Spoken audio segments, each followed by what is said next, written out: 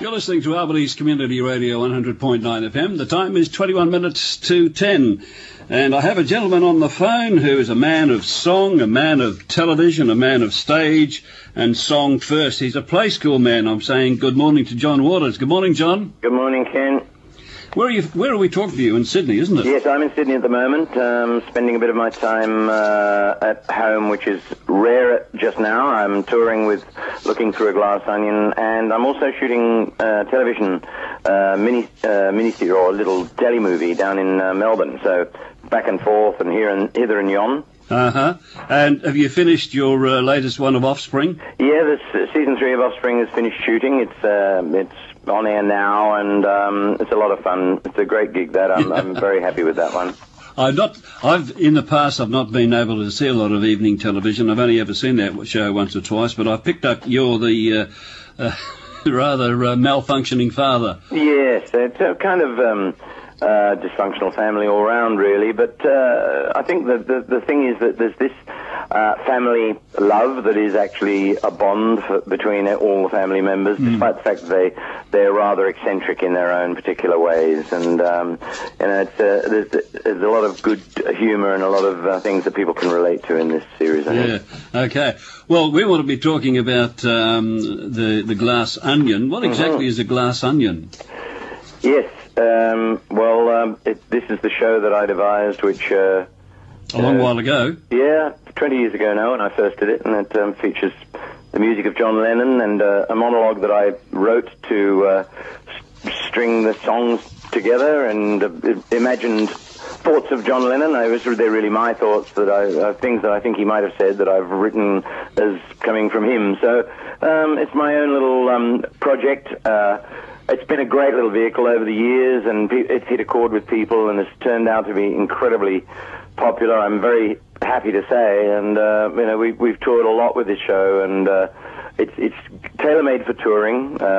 This is the particularly easy version to tour with Stuart Darietta and myself. We're sound and lighting technician, the four of us on the road. We can go anywhere in Australia with this show. I noticed the word, the phrase, a glass onion is English slang for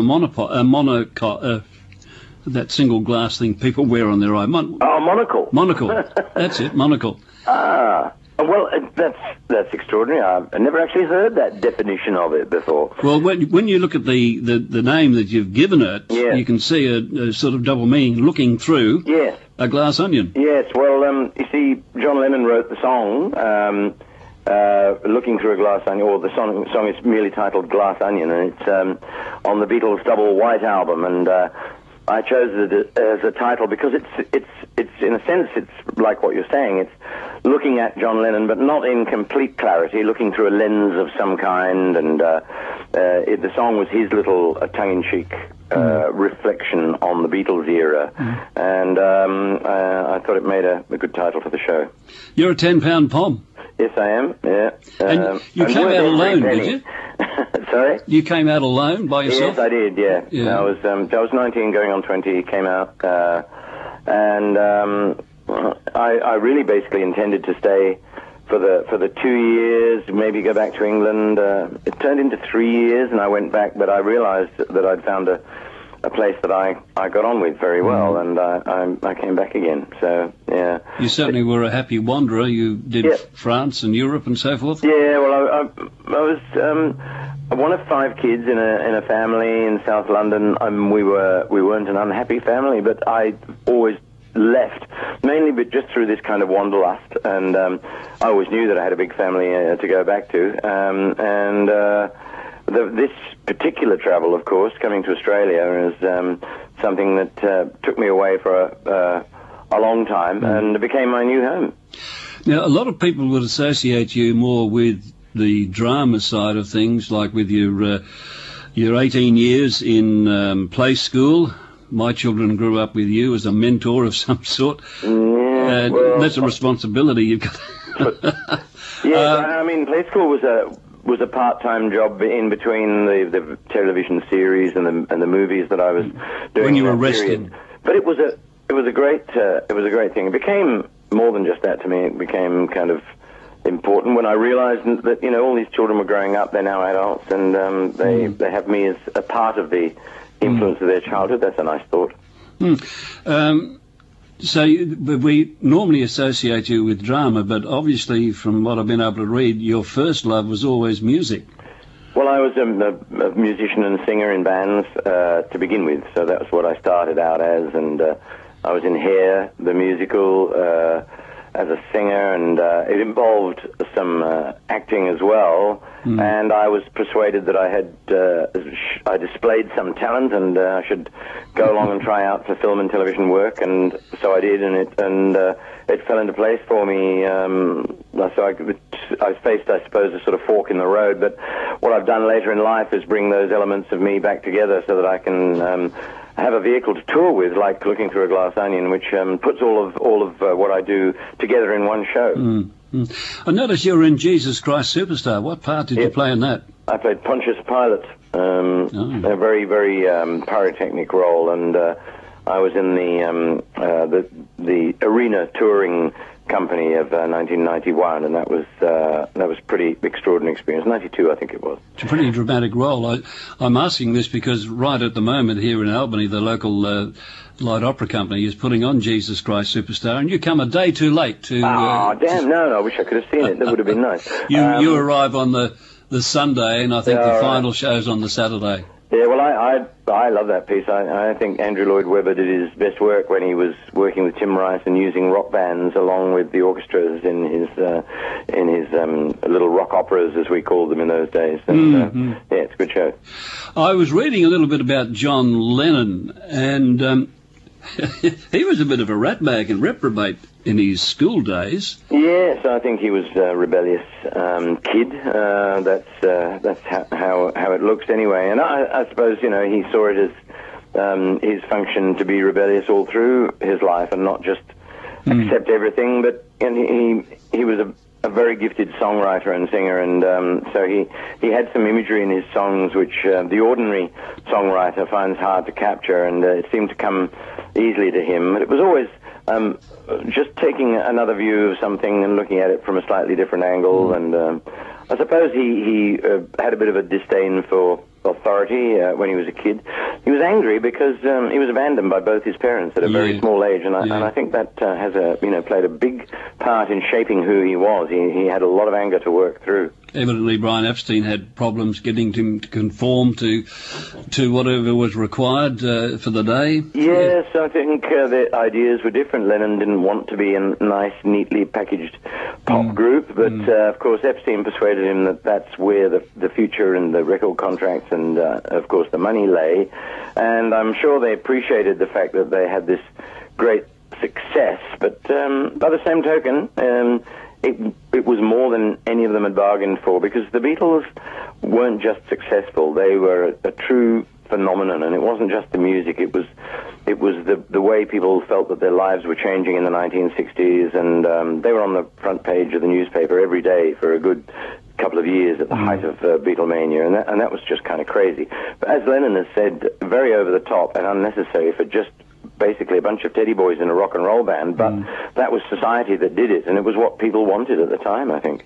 Yes, we often have debates around the studio about who was the person who sort of led that change. Was it Elvis Presley or was it the Beatles? I think Elvis got the ball rolling with what you might call the power of the teenager, you know, in the late 50s, teenagers who hadn't lived through the Second World War. They didn't want to subscribe to all the fears and the feelings that their parents had, and they had money for the first time because they joined the workforce very early, and they were, you know, it was becoming an affluent society, and teenagers were buying records, listening to their own music, and it was by its nature rebellious. The Beatles kind of did a British version or take, if you like, on American rock music, and made a unique brand of music that was a genuine sort of hybrid.